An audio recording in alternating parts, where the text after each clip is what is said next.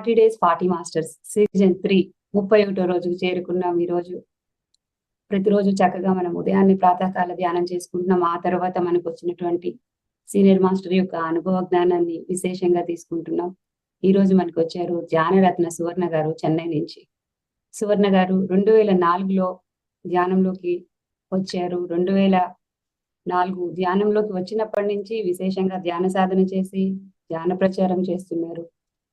Madam యొక్క ఆ విశేషంగా చేస్తున్న ఆ కృషిని అది గుర్తించి సార్ 2005 నుంచి 2013 వరకు చెన్నై పిరమిడ్ స్పిరిచువల్ ట్రస్ట్ కి ట్రస్టీగా నియమించారు. ఆ తర్వాత వారి ఇంటిలోనే ధ్యాన కేంద్రం నెలకొల్పి ఎంతో మందికి ధ్యానాన్ని నేర్పించారు. విశేషంగా ధ్యాన ప్రచారం చేస్తూ ప్రస్తుతం తెలుగు తమిళ్లో ఎన్నో వర్క్షాపులు చేస్తూ నేర్చుకుంటూ నేర్పిస్తూ ఎంతో మందికి స్ఫూర్తిగా నిలుస్తున్నారు. తమ పూర్తి జీవితాన్ని ఇంకా ధ్యాన ప్రచారానికి చేసేయాలని కేటాయించుకొని పూర్తి సమయాన్ని అగస్తేశ్వర మహాపిరమిడ్ దగ్గరికి వెళ్ళి అక్కడే ఉండి తమ పూర్తి టైంని ఇద్దామని చేస్తున్నారు. అలాంటి గ్రేట్ మాస్టర్ యొక్క అనుభవ జ్ఞానాన్ని ఈ రోజు మనం విశేషంగా తెలుసుకుందాం. వెల్కమ్ అమ్మా, నమస్తే. Thank you madam. ఆడియో బాగానే ఉందా? Yes ma'am, clear. My dear masters, నా పేరు సువర్ణ. నేను చెన్నైలోనే పుట్టి పెరిగాను. 2004లో నేను ఈ ధ్యానానికి వచ్చాను. నేను ఈ ధ్యానానికి రావటానికి కారణం నాకు బాగా అసంతృప్తి ఉండేది. ఈ లైఫ్ అంటూ ఏది బాగోలేదు. అందరూ బాగుండారు నా చుట్టూ, కానీ నాకు మాత్రమే ఇలా ఉంది. కోపం ఉండేది, అసహనం ఉండేది, ఏం చెయ్యాలో తెలియలేదు. అంటే నాకు 3 అమ్మాయిలు. నేను కేవలం పెళ్ళైన తర్వాత ఒక్క బిడ్డ ఉంటే చాలు అని అనుకున్నాను. కానీ ఇంకో 2 కనవలసిన నిర్బంధం నాకు ఏర్పడింది. అది నాకు బాగా కోపాన్ని తెప్పించింది. నా అభిప్రాయం లేకుండా, నా ఇష్టాలు లేకుండా, అసలు ఒకరు చెప్పిన దానికి ఇలా తల వంచి నా పర్సనల్ లైఫ్లో వేరొకరి అధికారంలోకి ఉండడం ఏమిటి నన్న ఇది. దాంతోపాటు 3 ఆడపిల్లలే కలిగేసరికి బాగా భయం వేసింది. ఒక తల్లిగా నేను ఈ బరువు బాధ్యతలు మోయగలనా? వాళ్ళని చక్కగా పెంచి పెద్ద చేయగలనా? వాళ్ళకి కావాల్సిందన్నీ నేను ఇవ్వగలనా? వాళ్ళని ఇంకో మంచి ఒక సిటిజన్ గా పెంచగలనా? ఎందుకంటే మనం పెరిగినప్పుడు పరిస్థితులు వేరు. ఇప్పుడు మనం ఎంత ఇంట్లో మంచి బుద్ధులు చెప్పించి పెంచినా కూడా బయట సమాజం యొక్క తాకిడి ఒత్తిడి అన్నది చాలా విపరీతంగా ఉండేది. సో ఏం జరుగుతుంది, ఎలా జరుగుతుంది, ఇదన్నీ నేను నా బాధ్యతని సక్రమంగా చెయ్యగలనా లేదా? ఒకవేళ చెయ్యలేకపోతే అప్పటికి ఆర్థిక పరిస్థితులు ఒక లోయర్ మిడిల్ క్లాస్ ఫ్యామిలీ అన్న రేంజ్లోనే ఉండేది. మరి ఈ స్థితిలో 3 ఆడపిల్లలకు చెయ్యాలి అంటే ఎట్లా అని చాలా భయం వేసేది. దానితోడు 3 పిల్లలు చాలా బాగా చదువుకునేవాళ్ళు, ఎప్పుడు క్లాస్ ఫస్టే. నాకు అది కూడా అర్థమయ్యేది కాదు. అసలు ఎందుకు వీళ్ళు ఇంత బాగా చదువుతున్నారు, వీళ్ళని పెంచి పెద్ద చేసి అంటే ఆలోచనలంతా పెళ్లి దాకానే ఉండేది. ఈ పెళ్లి చేయడానికి వీళ్ళకు ఇక్కడ నాకు పైసలు లేదు అంటే వీళ్ళు ఇంత బాగా చదివితే వీళ్ళని ఇంకా బాగా చదివించాలి కదా, వాళ్ళు కోరుకున్న చదువులు చదివించాలి. మరి ఇంత చదివిస్తే చదువుకున్న అమ్మాయిలు అని చెప్పి ఎవరైనా ఊరికే పెళ్లి చేసుకుంటారా? లేదు. అసలు పెళ్లి చేయడానికి ఇక్కడ పైసలు లేదంటే చదివించడానికి పైసలు అంటే ఇప్పుడు నాకు డబ్బులు ఖర్చు కదా. ఈ ఖర్చులకంతా నేను ఎక్కడికి పోవాలి? అఫ్ కోర్స్ భర్త డాక్టర్. నిజం చెప్పాలి అంటే ఒక డాక్టర్ అంటే బాగా సంపాదించగలిగినటువంటి ఒక ప్రొఫెషన్లో ఉంటారు, కానీ ఆయన సంపాదన పైన దృష్టి పెట్టలేదు. ఒక లేబర్ కాలనీలో క్లినిక్ పెట్టుకుని ఉండేవాళ్ళు.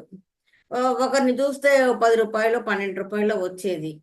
నేను పెళ్ళైన తర్వాత, అసలు పెళ్లి కాకముందు మీరు ఈ సర్వీస్ అంతా చేశారు, పెళ్ళైన తర్వాత అదే సమయాన్ని మీరు వేరెక్కడైనా ఈ ప్రాక్టీస్ చేస్తే పైసలు కూడా వస్తుంది కదా అని. అదంతా ఏం అక్కర్లేదు, దేవుడు ఉండాడు, నారు పోసిన వాడు నీరు పోస్తాడు. ఎవడు వాడు, ఎక్కడుండాడు, వాడు ఎప్పుడు పోస్తాడు, ఏమీ తెలియని వాడిని నమ్ముకొని అసలు ఎట్లా, ఏ నమ్మకంతో ఏ విశ్వాసంతో ఉండాలి, ఇవన్నీ మైండ్లో ఇంత ఉండేది.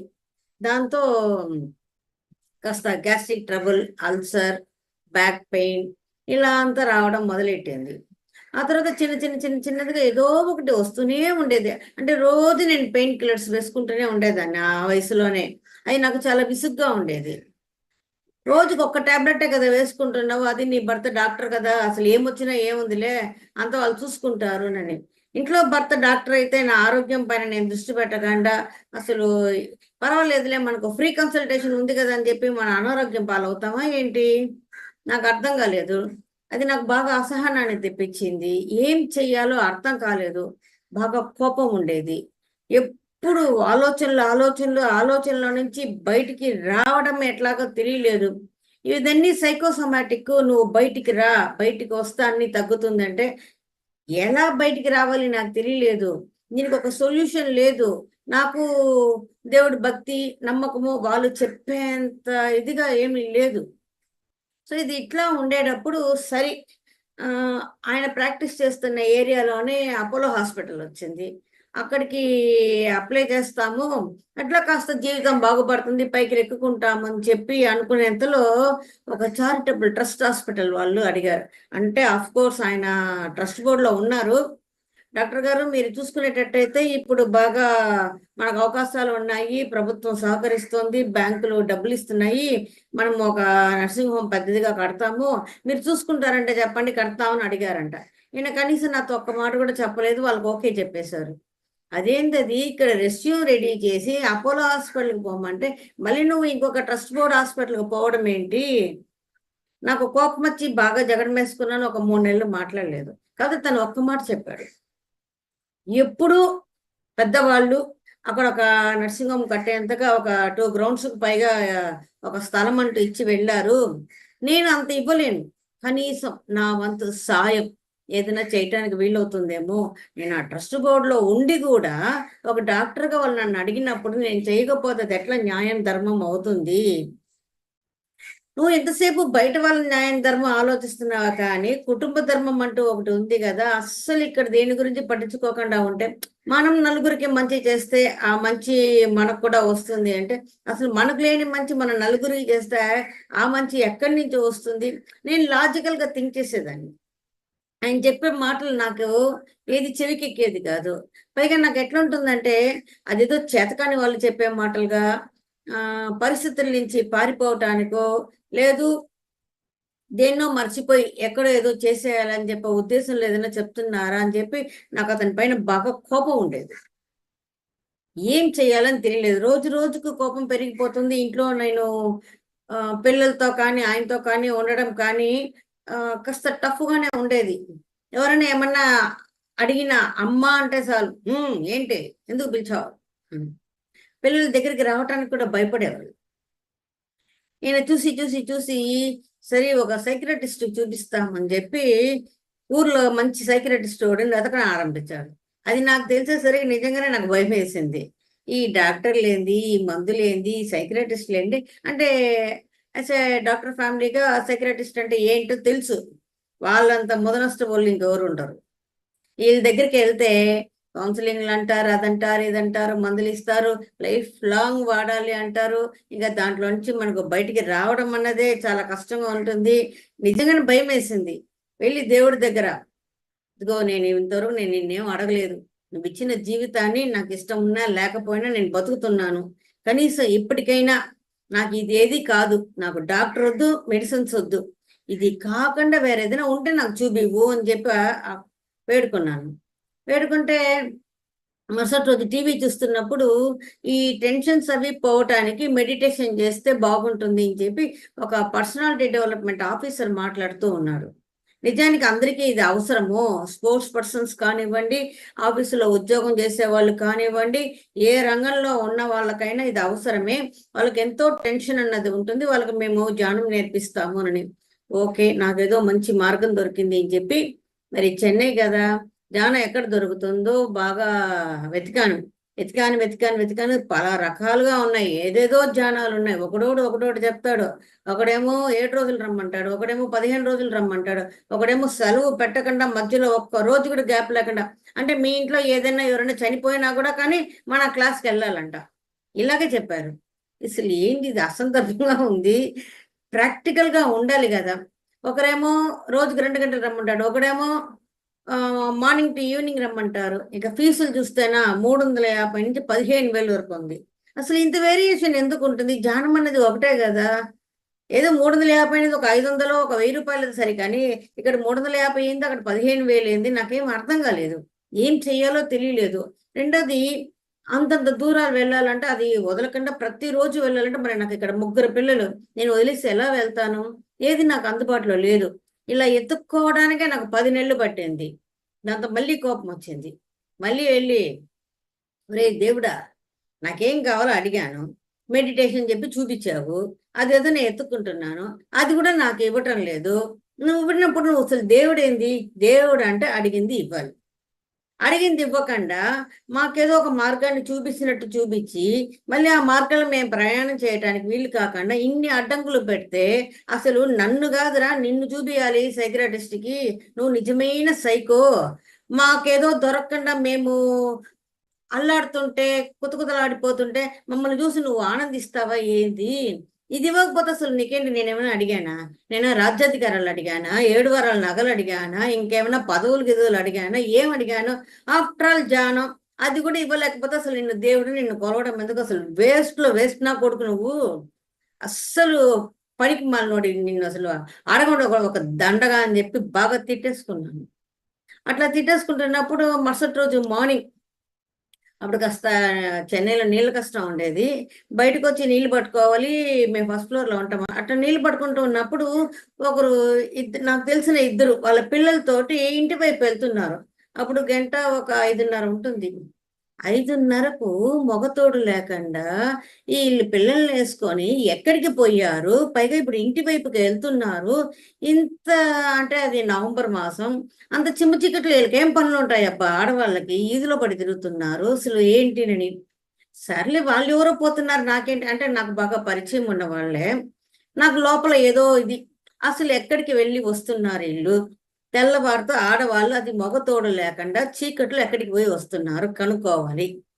నేను ఒక 7 గంటల దాకా ఎక్కడికి వెళ్ళి ఉంటారు రకరకాలుగా ఆలోచిస్తూ ఉన్నాను. ఈ గొడవంతా ఎందుకు? వాళ్ళకి ఫోన్ చేసి అడిగిస్తా పోలేనని, కానీ ఎక్కడో భయం వేస్తుంది. నేను ఎక్కడికి పోతే నీకెందుకు? నువ్వెవరు నన్ను అడగడానికి?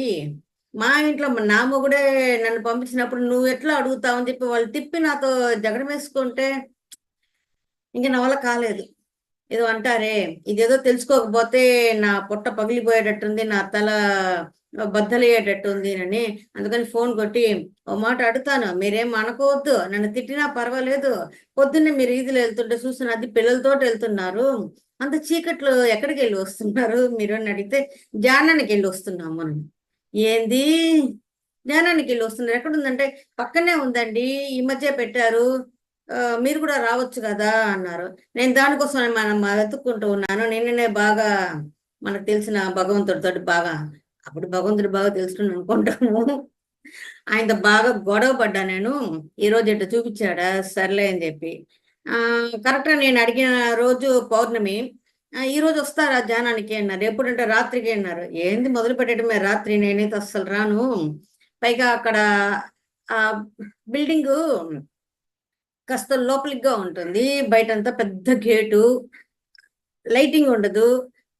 ఆ బిల్డింగ్ అంటే అందరికి భయం. మాకు బయట నుంచి చూస్తున్నప్పుడు పాత ఇనుప గేట్లు, పెద్ద గేట్లు, బాగా ఒక 15 ఫీట్ ఉంటుంది, లోపలంతా చెట్లు ఉంటుంది, అస్సలు వెలుతురు అది ఉంటుంది. దాన్ని చూస్తేనే మేము కాస్త అంటే ఏం చెప్పాలి, భూత్ బంగళా అన్న దీంట్లో అంటాము. ఆ పక్క రోడ్లు క్రాస్ చేసి పోయేప్పుడు గడగడ వెళ్ళిపోతాము ఆ బిల్డింగ్ ని. అట్లాంటిది ఆ బిల్డింగ్ రాత్రిపూట రమ్మంటారు ఏంది? నేనైతే చస్తారాను, రాత్రిపూట నేను మొదలు పెట్టాను అని. సరే మరుసటి రోజు వెళ్తామని చెప్పి వెళ్ళాను.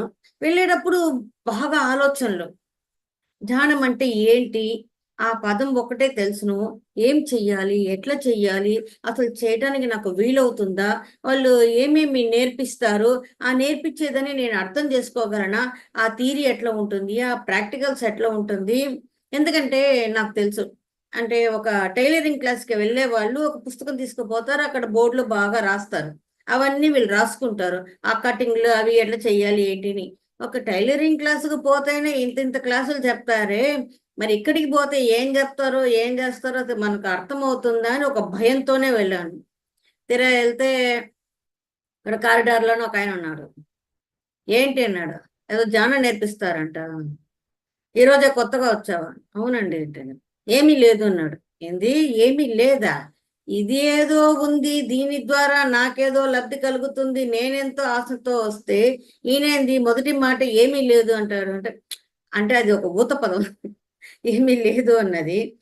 ఆ అంటే ఏమీ లేదు, కళ్ళు మూసుకో, చేతులు ఇట్లా రాసి చేసుకో, కింద బస్సు పట్లు వేసుకొని కూర్చో, అంతే అన్నాడు.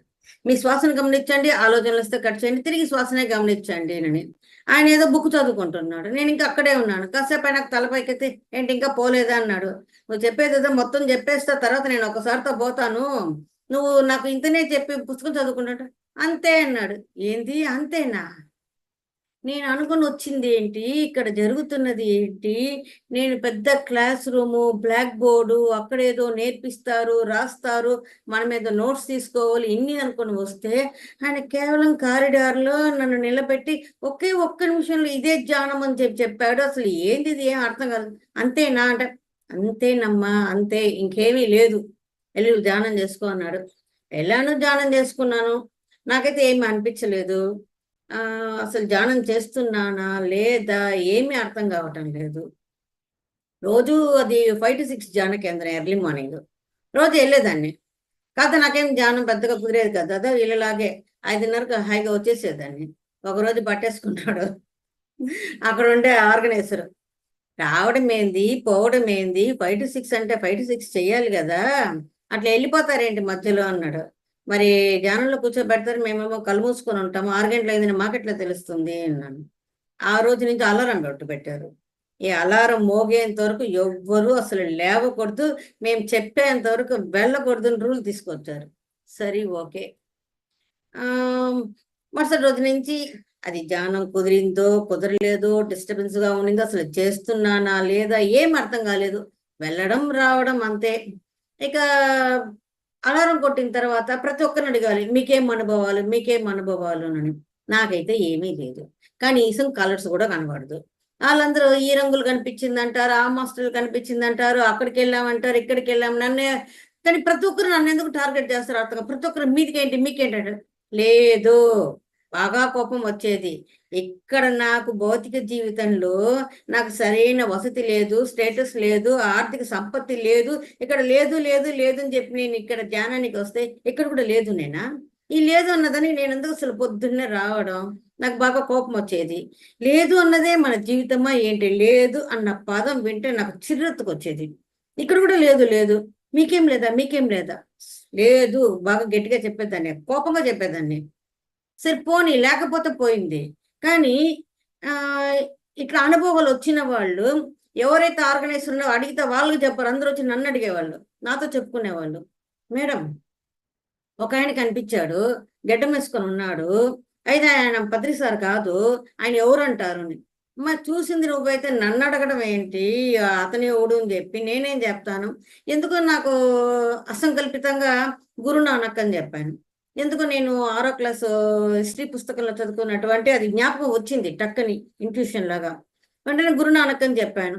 అట్లా మాట్లాడుతూ వెళ్తుంటే ధ్యాన కేంద్రం బయట గోడ పైన ఒక పోస్టర్ ఉండింది హిందీలో. మేడం ఈయనే మేడం నాకు కనిపించింది, చూస్తుంది గురునానక్కి. నాకు కనిపించింది, నువ్వెట్టు చెప్పావు అంది. నువ్వేదో నన్ను అడిగావు, నాకేదో ఒళ్ళుమడి నేను చెప్పాను, అదేదో నిజమేటో నాకు తెలియదు అని. అంటే ఇంకొక ఆవిడ తనకు వచ్చిన అనుభవం మరుసటి రోజు చెప్తుంది. అది అది అది ఎట్లా ఉంటుందంటే ఒక్కొక్క వాక్యం చెప్పడానికి కష్టపడిపోతుంది. కాస్త మంచిగా చెప్పొచ్చు కదా అంటే, మేడం ఇది ఎవరికి వాళ్ళు చూసుకోవాలా, ఇంత చెప్పను కాదండి. నాకు కనిపిస్తే నేనే చూసుకోను, అసలు నేను మిమ్మల్ని అడగాల్సిన కర్మ నాకు ఎందుకు పట్టింది అని. ఇంకొక ఆవిడ, మేడం నాకు కృష్ణుడు కనిపించారు, మొదటి రోజు తల్లో పింఛం కనిపించింది, ఆ తర్వాత కంఠం వరకు కనిపించింది, ఆ తర్వాత ఇంత పొట్ట భాగం వరకు కనిపించింది, ఆ తర్వాత ఆవు ముఖం మాత్రం కనిపించింది, ఆ తర్వాత ఆవు కనిపించింది. ఇట్లా విడతలుగా రోజు కొంచెం కొంచెం కనిపిస్తా ఉంది మేడం, ఏం చెయ్యాలనేది. నీకైనా పర్వాలేదు, కొంచెం కొంచెం కనిపిస్తుంది, నాకైతే అసలు బొత్తిగా కనిపించటం లేదు. నీకైనా 6 విడతలు కనిపించింది, నాకు 60 విడతలు అంతంత చూపించిన జిగ్సా పసిల్ మాదిరి నేను చూడడానికి రెడీగా ఉన్నాను. మరి నాకేమో ఏది కనిపించటం లేదు, అసలు ఏం చేయమంటారు నని. అంటే ఇలా అనుభవాలే లేని దానికి ధ్యానం చేస్తే మీకు థర్డ్ ఐ ఓపెన్ అవ్వాలి అన్నది అక్కడ రూల్ లాగా చెప్పబడుతుంది యాక్చువల్గా. సరే మనకెటు కాలేదు, రోజు 5 గంటల కంటే నేను 4:30కి లేసి రెడీ అయిపోవాలి. నేను కాస్త బద్దకించినా మా ఆయన ఒప్పుకోడు, నన్ను లేపి పంపించేసి వాళ్ళు పెట్టినారు. నాకు కోపం ఉండేది. ఇక్కడ ధ్యానంలో అనుభవాలు లేవు, ఇక్కడ లేదు లేదు లేదు అన్న స్టేటసే ఉంది. దీనికి నా నిద్రపాటు చేసుకొని రావడం ఎందుకు, వాళ్ళైతే నన్ను పంపించి హాయిగా నిద్రపోతున్నారు, అసలు ఏం చెయ్యాలి, అందుకే నేను మానేస్తానని చెప్తే దానికి ఒప్పుకోలేదు. అంటే నేనేం చేశాను, మరుసటి రోజు కావాలని బాగా లేటుగా వచ్చాను. బయట 6 అంటే ఒక 6:10 అంతా ఇంటికి వెళ్ళిపోయేదాన్ని. అట్లాంటిది ఆ రోజు నేను 8 దాకా వెళ్ళలేదు. నిజంగానే మీటింగ్ అనేది ఉండింది. నేను కోపంగా ఇంటికి వెళ్ళిపోవాలన్న ఉద్దేశం లేకుండా మీటింగ్ మొత్తం పార్టిసిపేట్ చేసి నిదానంగా వెళ్ళాను. ఇట్లా లేటుగా వెళ్తే ఇంట్లో వాళ్ళు కోప్పడి నన్ను ధ్యానం మానిపించేస్తారు అని అనుకున్నాను. కానీ తీరా ఇంటికి వచ్చేసరికి పిల్లలంతా లేపి వాళ్ళంతా రెడీ చేయించి ఆ రోజు ఇడ్లీ పెట్టేసి చట్నీ రెడీ చేస్తున్నాడు మా ఆయన. నాకు అది చూసేసరికి బాగా ఫీల్ అయిపోయాను. అయ్యో ఏంటిది, మనము కాస్త మీటింగ్ అయింది, ఆ తర్వాత కూడా మాట్లాడుతూ అక్కడే ఉండిపోయి తొందరగా వచ్చిండొచ్చు కదా అని చెప్పి గబగబా నేనేస్తానులే చట్నీ అంటే, పర్వాలేదు నువ్వు పొద్దున వెళ్ళావు కదా, నువ్వు కాఫీ తాగలేదు, నువ్వు కాఫీ తాగు అన్నాడు. అప్పుడు నేను ఇంకా ఫీల్ అయ్యాను. వీళ్ళు నన్ను ఇంత మంచిగా ట్రీట్ చేస్తున్నారు, తిడతారని అనుకుంటే తిట్టకుండా ఇంత సహకరిస్తున్నారు, ఇంకా మళ్ళీ ఎప్పుడు ఇట్లాంటిది చెయ్యకూడదు అని చెప్పి ఆ రోజు ఇది కరెక్ట్గా వస్తూనే ఉన్నాను. అప్పటికి ఒక 3 వీక్స్ అయింది. నాకు అసలు ఏ చేంజ్ అనేది కనిపించలేదు. అప్పుడు చెప్పాను, రోజు వెళ్తున్నా, మీరు నన్ను పంపించారు, 3 వీక్స్ అయింది, 21 days, నాకైతే ఒక్క చేంజ్ కూడా ఇక్కడ కనిపించడం లేదు, రేపటికి నేను పోవడం ధ్యానం మానేస్తాను అని చెప్పా. అప్పుడు చెప్పారు మా ఆయన, నువ్వు అసలు ఈ 3 వారాలు నువ్వు చూసుకున్నావా, నువ్వు అసలు ఏ టాబ్లెట్ వేసుకోలేదు, ఏ పెయిన్ అంటూ కంప్లైంట్ చేయలేదు, రెండోది బాగా కోపం తగ్గింది, ముందులాగా విరుచుకు పడటం లేదు, పిల్లలతో కూడా నవ్వుతూ మాట్లాడుతున్నావు, పిల్లలు నీ దగ్గరికి వస్తున్నారు, at last you are smiling all these days, నువ్వు నవ్వగలుగుతున్నావు, నువ్వు రిలాక్స్గా ఉంటున్నావు, ఇది ఏది నీకు తెలియదా అని. నాకు ఆశ్చర్యం వేసింది, ఇవన్నీ నేను గమనించలేదు. ఓకే, అవును, ఇదంతా ఓకే. కాకపోతే నాకు మళ్ళీ సందేహమే, నా మెయిన్ ప్రాబ్లం ఏంటి, అది బోలే, దానికి వచ్చిన ఈ అల్సర్, గ్యాస్ట్రిక్ ట్రబుల్ ఇవన్నీ తగ్గుతూ వస్తుంది, పెయిన్స్ లేవు, నేను మాత్రలు మానేశాను, సరి ఇది పోయింది కదా, అసలు మెయిన్ ప్రాబ్లం కూడా పోతుందేమో, సర్లే ట్రై చేద్దాము అని. కానీ ఇక్కడ ఈ పిరమిడ్ ఛానల్లో మనము ముందుకు సాగాలి అంటే బాగా పరీక్షలు అన్నది వస్తుంది. ఇంట్లో మా ఆయనేమో దీన్ని కంటిన్యూ చేయమంటాడు, కానీ ఇంట్లో ఉండే పెద్దవాళ్ళేమో దీనికి పోక అంటున్నారు. అసలు మీ ధ్యానాలు ఏంది, పూజలు వద్దని చెప్పడం ఏంది, అసలు భగవంతుడు కాదనుకునే ఒక పనిని మీరు ఎట్లా చేయగలుగుతున్నారు, పైగా మీరే దేవుళ్ళు అంటే ఆతిక్య ఏంది, కర్మకాండాలకు పోవద్దంటారు, చేయొద్దంటారు, పైగా పట్టు చీరలు కట్టుకోకూడదు, పువ్వులు వాడకూడదు, ఇవంతా ఏంటి అసలు ఈ సమాజంలో మనం ఉండేటప్పుడు, అది నువ్వు ఒక గృహిణిగా ఉండేటప్పుడు ఇదన్నీ ఎట్లా పాటించడం వల్ల అవుతుంది. మేము మిమ్మల్ని ధ్యానం చేయవద్దని చెప్పలేదు, ఇంకా ఎన్నో ధ్యానాలు ఉన్నాయి కదా, అప్పట్లో శ్రీ రవిశంకర్ గారు కానివ్వండి, జగ్గి వాసుదేవ్ గారు కానివ్వండి, ఇంకొకటి మన మౌంట్ అబులో ఉంది కదా అది, రామచంద్ర మిషన్, ఇవన్నీ చెన్నైలో ఉన్నాయి, వీటికి దేనికైనా నువ్వు పో, కానీ ఇది మాత్రం వద్దు. మరి నేనేం చెయ్యాలి, ఇంట్లో పెద్దవాళ్ళేమో ధ్యానం వద్దని చెప్పలేదు కానీ నువ్వు ఈ పిరమిడ్ సొసైటీకి మాత్రం పోవద్దు అంటున్నారు. మా ఆయన అంటే ఒక్కటే చెప్పాడు, ఎన్ని ధ్యానాలు ఉన్నా, ఎన్ని సొసైటీలు ఉన్నా, నీకేది సూట్ అవుతుందో చూసుకోవాలి కదా, ఇది నీకు బాగా సూట్ అయింది, ఎందుకంటే నువ్వు మాత్రలు ఆపేసావు, ఇది నీకు బాగా సూట్ అయింది కాబట్టి తక్కైన విషయాలు పక్కన పెట్టు, పాటిస్తావో లేదో, నీకు ఇది సూట్ అయింది, నువ్వు దీన్నే కంటిన్యూ చెయ్యి అన్నారు. ఓకే, కంటిన్యూ చేస్తాను చెప్పి కంటిన్యూ చేశాను, కానీ నాలో బాగా సందేహాలు ఉంది. అసలు ప్రాబ్లంకి ఏ సొల్యూషన్ లేకపోతే ఏం చేయాలి, ఏదో ఒక నమ్మకం, ప్రాబ్లం వల్ల నాకు ఈ ఆరోగ్యం లేమి అన్నది వచ్చింది. ఇప్పుడు ఇదన్నీ పోయింది కాబట్టి ప్రాబ్లం కూడా పోతుందేమో, సర్లే చూద్దాము అని చెప్పి ధ్యానాన్ని కంటిన్యూ చేశాను. ధ్యానాన్ని కంటిన్యూ చేసిన తర్వాతనే ఆ తర్వాత కాస్త ధ్యానాంధ్రప్రదేశ్ పుస్తకాలు చదవడం కానివ్వండి, అప్పుడే లైబ్రరీ అన్నది ఆరంభించారు. ఆ పుస్తకాలు చదువుతున్నప్పుడు మెల్లగా పత్రికారు అందించేటటువంటి జ్ఞానం అర్థమైంది. నాకు బాగా కోపం ఉండేది ఏమిటంటే, మా అమ్మ నాన్నలకు నేను లేట్ చైల్డ్. వాళ్ళకి పెళ్ళైన 20 సంవత్సరాలకు నేను పుట్టాను. మరి ఆడపిల్లలంటే ఇష్టము, ఇంతగా లేక లేక కన్నారు కదా, ఇంత లేక లేక కానీ వీళ్ళు ఏం చేశారు, కనీసం నాకు ఒక మంచి భర్తను కూడా తీసుకురాలేదు. ఇంతకన్నా వీళ్ళకి వేరే సంబంధం దొరకలేదా? మరి ఇంత వేదాంతం మాట్లాడి అసలు ఏం చెప్పినా పైకి ఎదగడానికి ప్రయత్నం చేయకుండా ఉండే ఇతన్ని తీసుకొచ్చి నాకు పెళ్లి చేశారని చెప్పి మా అమ్మ నాన్న పైన అంత కోపం ఉండేది.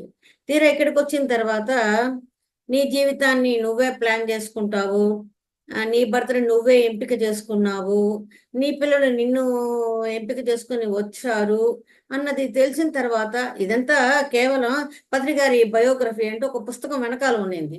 నేనెందుకొచ్చిన భార్య అని అంటే, నేనెందుకొచ్చిన భార్యనా? అయితే ఆడవాళ్ళు కూడా వాళ్ళ భర్తలు మళ్ళీ ఎంచుకుంటారా? అయితే నేనే ఎంచుకున్నానా? అయితే మా అమ్మ నాన్న చేసిన తప్పేమీ లేదా? నేను ఎంచుకున్న భర్తని నాకు పెళ్లి చేసి ఇవ్వడంలో వాళ్ళు సహకరించారే తప్ప వాళ్ళ లోటేమీ లేదన్నమాట. ఇంకా ఆ రోజుతోటి అమ్మ నాయన పైన కోపం పోయింది. నాకెందుకు ఇటువంటి భర్త అన్న ఆ కోపము పోయింది. అంటే ఇది మా నాన్న సెలెక్ట్ చేసిన అబ్బాయి అన్నప్పుడు నాకు అన్ని లోట్లే కనిపించినాయి. ఒక్కసారి ఓకే, ఇది నేను సెలెక్ట్ చేసుకున్న భర్త, ఇతను నేనెందుకు పైలోకాల్లో సెలెక్ట్ చేసుకున్నాను, ఇతని గురించి ఏంటిని చూసినప్పుడు నాకు అన్ని పాజిటివ్గా కనిపించింది.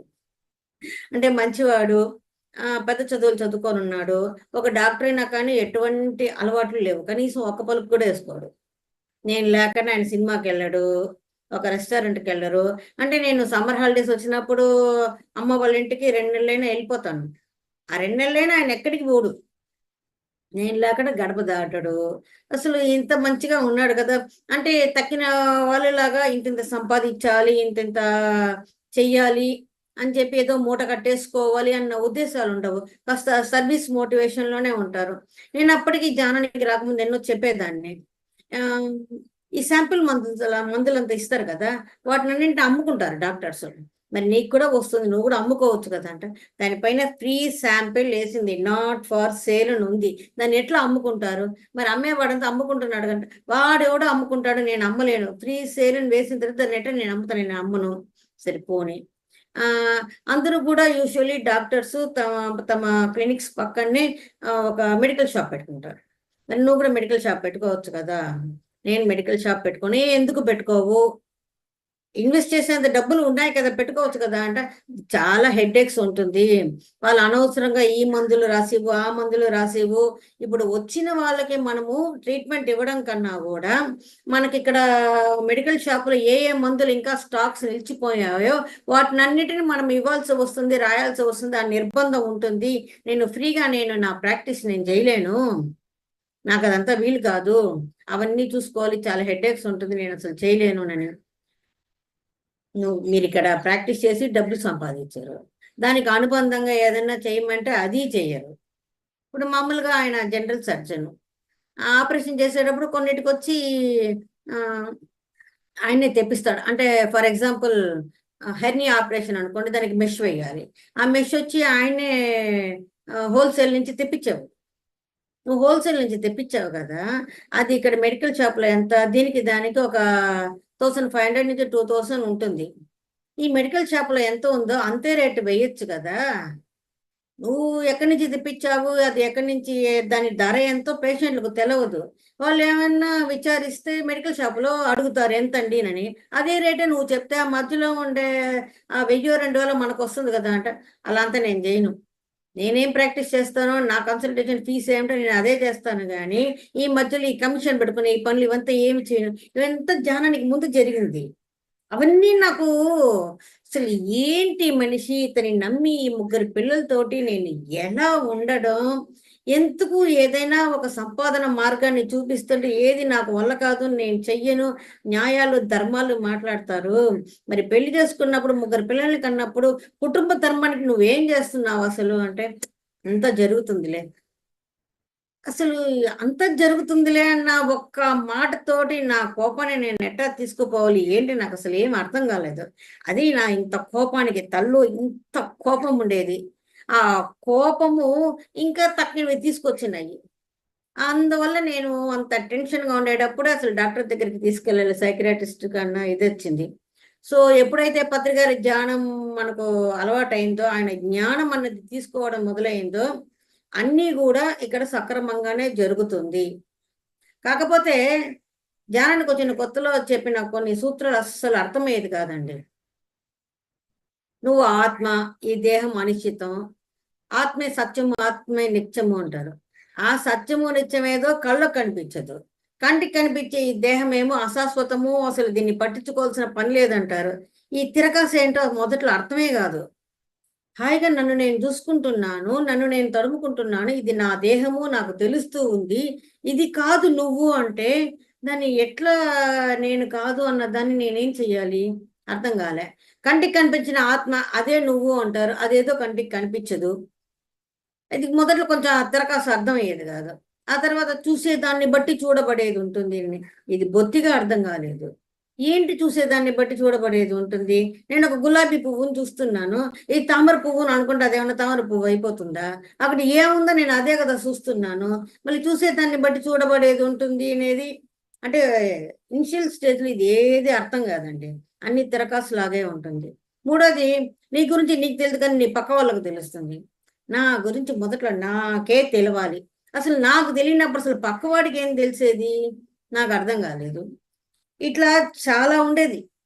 అది మెల్లమెల్లగా అర్థమైంది. ఇప్పుడు నా విషయమే తీసుకుంటే నాలో టెన్షన్ పోతూ ఉంది, నేను కోప్పడటం లేదు, నేను మందులు మానేసన్నది నానే గుర్తించలేదు, కానీ నా చుట్టూ ఉన్న వాళ్ళు గుర్తించారు. సో మన గురించి మనకు తెలియదు, మనం సన్నబడ్డామా లావ్ అయ్యామని మనకు తెలియదు, కానీ చూసిన వాళ్ళు చెప్తారు ఏంటి కాస్త సన్నబడ్డంటే కాస్త ఏంటి లావ్ అయినట్టున్నామని ఎదుటి వాళ్ళకే తెలుస్తుంది. సో ఇది నిజమే. అంటే చూసేదాన్ని బట్టి చూడబడేది ఉంటుంది అంటే మనము చూసే వస్తువు కాదు, మనం ఏ దృష్టితో చూస్తున్నాము, మన మనసు ఎట్లా ఉంది అన్న దాన్ని బట్టి. అంటే ఈజీగా మనం చెప్పేస్తాం ఒకరిని చూడంగానే, మీ చీర బాగుందండి, కాకపోతే ఇది పసుపు రంగులో ఉంటే ఇంకా బాగుండేది. వాళ్ళు మనల్ని అడిగారా? లేదు. అడగకుండానే మీకిది వాళ్ళకు నచ్చి వాళ్ళు తీసుకున్నారు, దాన్ని అప్రిషియేట్ చేసి ఇది మీకు చాలా బాగుందని చెప్పేసి రావాలి. కానీ మన అభిప్రాయం అది ఈ రంగులో ఉంటేనే బాగుంటుంది అనేది. లోక భిన్న రుచి, ఒక్కొక్కరికి ఒక్కొక్క రంగు నచ్చుతుంది, మనమెవరు అది చెప్పడానికి, కానీ చాలా ఈజీగా చెప్పేస్తాం. అట్లా మనం ఏ దృష్టితో చూస్తున్నామో, వాళ్ళు మంచిగా ఉండాలనుకున్న దృష్టితో చూస్తే వాళ్ళతో మనకు ఫ్రెండ్షిప్ ఏర్పడుతుంది. వీళ్ళతో మనకు వద్దబ్బా వీళ్ళు సరిగా ఉండరు అనుకుంటే మనం వాళ్ళతోటి మెలగలేము. అంటే మనం ఎట్లా అనుకుంటున్నామో దాన్ని బట్టే ఉంటుంది అనేది తర్వాత అర్థమైంది.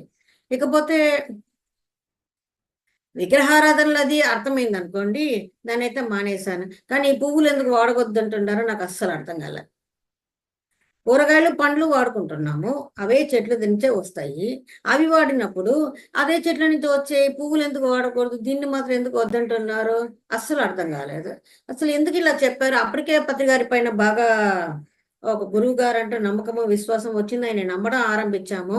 చెప్పారంటే దాంట్లో ఏదో ఒకటి కారణం ఉంటుంది, కాకపోతే ఎందుకు అనేది అర్థం కాలేదు, ఎవరికి తెలియలేదు. ఎవరిని అడిగినా ఏమో చెప్పారు పువ్వులు వద్దని చెప్పి, అవసరమైతేనే కాస్త పెండ్లి పేరంటాలు అట్లా వాడికి తప్ప మామూలుగా అయితే వాడొద్దు అని చెప్పారు. ఎందుకు తెలియదు. ఒకరోజు ధ్యాన కేంద్రానికి వెళ్ళాను. ధ్యాన కేంద్రానికి వెళ్ళినప్పుడు అది ఫస్ట్ ఫ్లోర్లో ఉంటుంది. 5 to 6 మెడిటేషన్ అయిన తర్వాత బయటకు వస్తే నందివర్ధనం చెట్టు అక్కడ పక్కనే ఉంటుంది, మెట్ల పక్కన. చూస్తే అది విరగబూసింది. చూడడానికి అంత బాగునింది. ఆ పచ్చటి ఆకుల్లో తెల్లటి పువ్వు, అది చూడడానికి మనసుకు అంత ఆహ్లాదంగా ఉండింది. అది చూస్తూనే ఏదో ఒక ఫీలింగ్, మనసు ఏదో మెత్తబడినట్టు, మన లోపల ఏదో ఒక మార్పు వచ్చినట్టు రకరకాల ఫీలింగ్స్ తోటి ఉండింది. అది చూసినప్పుడు అప్ప ఎంత బాగుంది, రాంగంలో ఒక మంచి ఒక దృశ్యాన్ని చూసాము అని. కాస్త ఒక చిన్న ఏదో చర్చ ఒకటి ఉన్నింది. ఒక 20 నిమిషాల తర్వాత వచ్చి చూస్తాం, మళ్ళీ చూస్తాం దాన్ని చూస్తే ఒక్క పువ్వు లేదు. కింద హాస్టల్ బాయ్స్ ఉంటారు, మొత్తం ఒక్కటి పువ్వు లేదు. అది చూడంగానే చాలా కష్టం అనిపించింది. అసలు ఇంత మంగళకరంగా ఎంత బాగునింది, అంత లోపల పువ్వులు తీసేసి ఆ చెట్టు బోసిపోయినట్టు వాడిపోయినట్టు ఇంకా చెప్పాలంటే ఒక పదం వచ్చింది, ఆ పదం వాడకూడదు యాక్చువల్గా. అంటే భర్త చనిపోతే ఏదో ముండ మోసినట్టు అంటారు కదా, అట్లా అనిపించింది నాకు. ఓ, అందుకేనా పత్రికార పువ్వులు కోసం ఏదో అర్థమైనట్టు ఉన్నింది, కానీ పూర్తిగా అర్థం కాలేదు. అట్లా ఒకసారి ఒక దగ్గరికి వెళ్ళినప్పుడు బంతి పూలు, అది చూడంగానే చేతిలో తాకి చూశాను. అది చెట్లు తెలుస్తూనే ఉన్నాయి, అది ఎట్లా ఉందంటే ఆర్టిఫిషియల్ లో ఉన్నట్టు ఉండింది. ఏంటి ఇంత రియలిస్టిక్ గా ఉందని.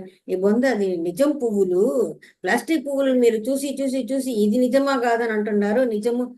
ఎంత బాగుంది అంటే నవ్వినాడు పక్కనుండి ఆయన. ఎందుకు నవ్వుతున్నారు సార్ అంటే, అది పూసి 30 రోజులైంది.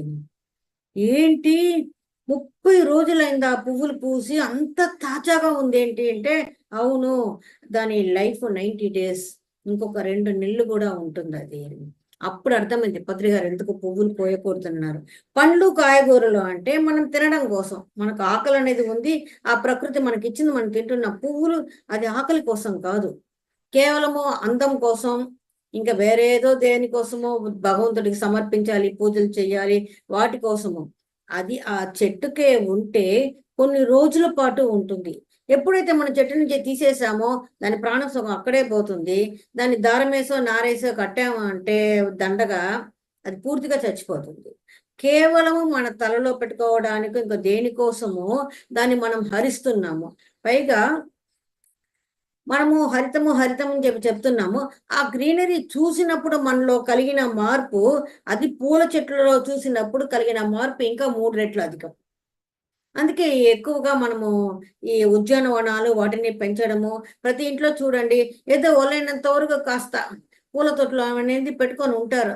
అది నా చిన్నప్పుడు మా ఇంటి పక్కన బాగా పెంచేవాళ్ళండి, ఓపెన్ టెర్రస్ లో. కానీ ఒక్క పువ్వు కూడా కోసేవాళ్ళు కాదు. అందరూ తిట్టుకునేవాళ్ళు, ఇన్ని చెట్లు పెట్టుకోవడం ఎందుకు, ఆ పువ్వుల్ని పెంచడం పూయించడం ఎందుకు, ఒక్కటి కూడా మీరు ఎందుకు. వాళ్ళు వాడరు, ఎవరు వచ్చి అడిగినా ఆ వీధిలో ఎవ్వరికి ఇవ్వరండి.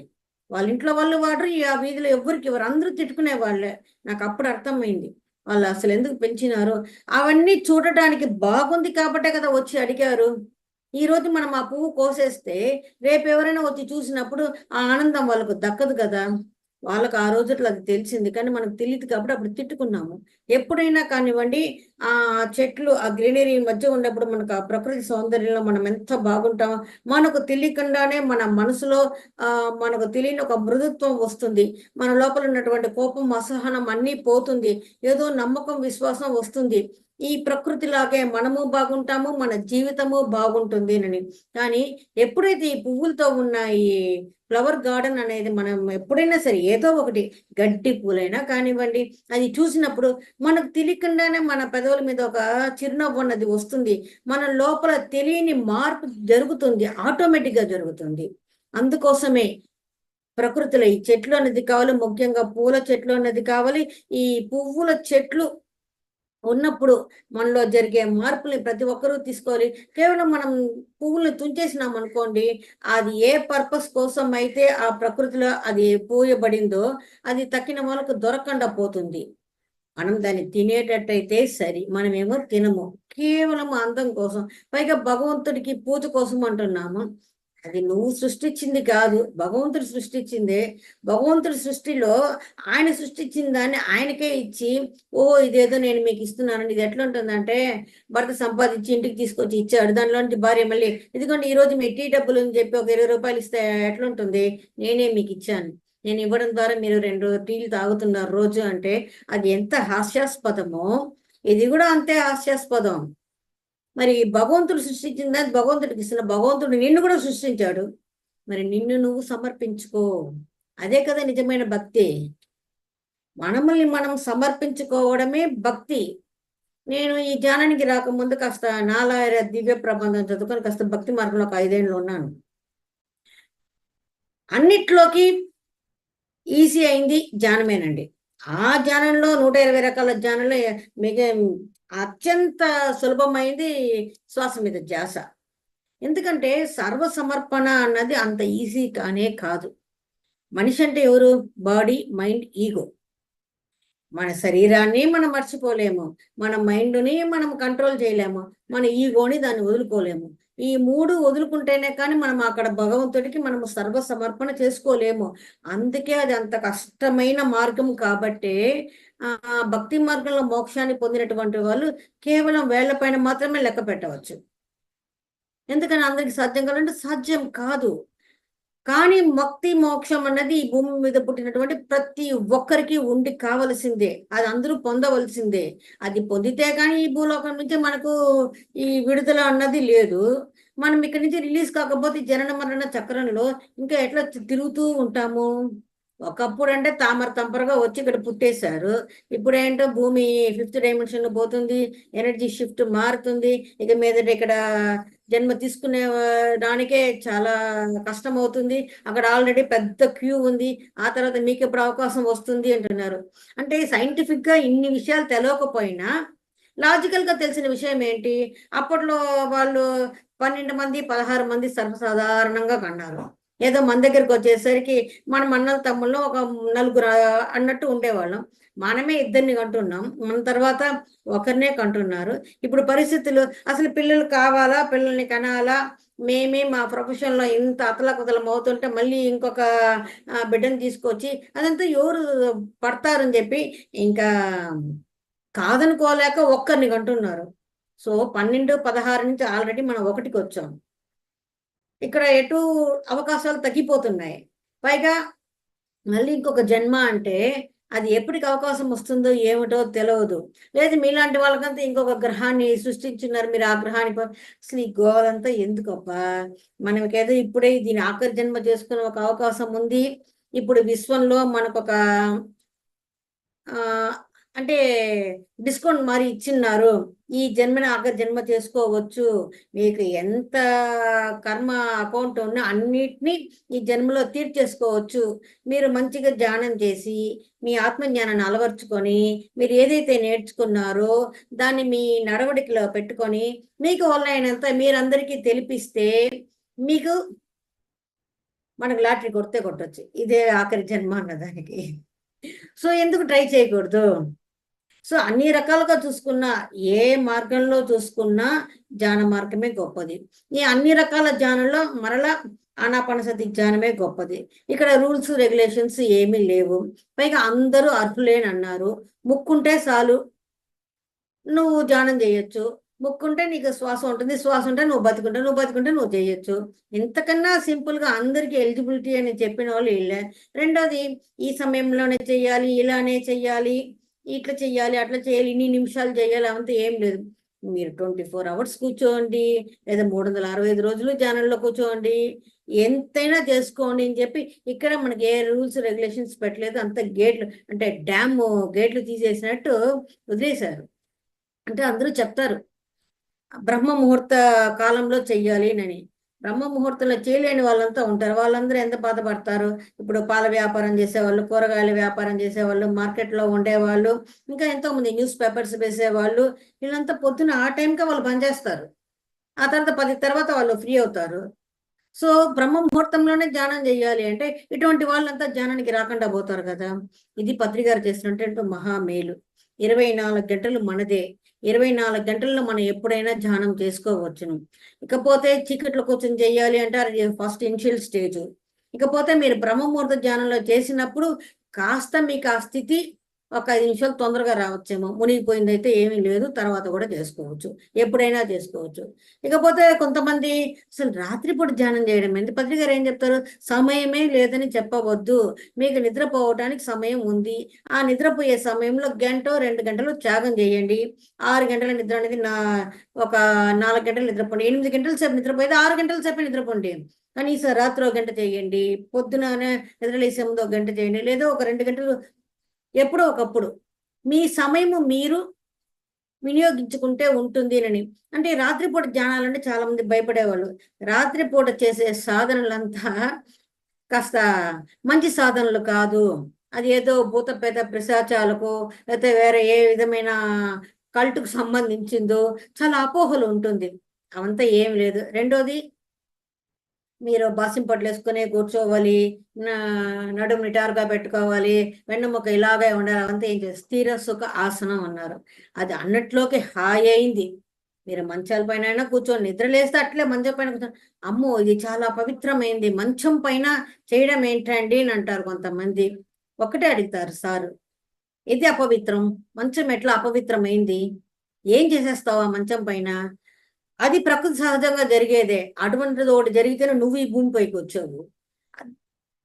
తన పుట్టుకని తానే అసహించుకునే ఆ కార్యక్రమాన్ని గురించి మాట్లాడితే అది తప్పు పాపం చీ అనుకునే జంతువు మానవుడు మాత్రమే ఉంటాడు.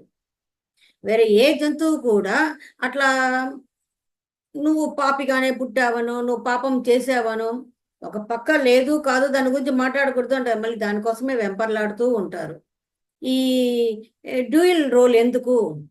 చక్కగా ఆస్వాదించండి, సంసారంలోనే నిర్వాణం. నాకెందుకు ఇది బాగా నచ్చింది అంటే మా నాన్న కూడా ఈ ఆధ్యాత్మిక మార్గానికి రావాలని చెప్పి ఎంతనో ట్రై చేశారు. ఆయన చిన్నప్పుడు ఒక ఆసక్తి కలిగింది. అప్పట్లో అంతా పెళ్లి చేసుకోకూడదు, ఒకవేళ పెళ్లి చేసుకున్నా సన్యసించాలి. సో ఆయనకు ఒక 16 ఏళ్ళు ఉన్నప్పుడేమో ఒక ఇంట్రెస్ట్ వచ్చింది. పెళ్లి చేసుకోకుండా ఈ మార్గానికి పోవాలని అన్నారు, కానీ ఇంట్లో వాళ్ళు ఎవరు ఒప్పుకోలేదు. తల్లిదండ్రుల అనుమతి లేకుండా సన్యాస దీక్ష ఇవ్వరు. సో ఆయన వల్ల రాను కాలేదు. కాకపోతే ఆయనకు మనసులో ఉండేది, ఎప్పుడైనా తీరిక దొరికితే ఆయనకు, మేము చెన్నైలో పుట్టాము కాబట్టి ఆయనకు పరిచయం తమిళమే, ఆ తమిళ వేదాంతం అంతా పాడుకుంటూ ఆయన ఆనందించేవాడు. ఒకప్పుడు అడిగేవాళ్ళు, ఏంటో ఈ జీవితము, దేనికోసం మనం ఉన్నాము, ఏం కష్టపడుతున్నాము, ఏం పెడుతున్నాము అని ఆయన చాలా నిరాడంబరంగా ఉండేవాళ్ళు.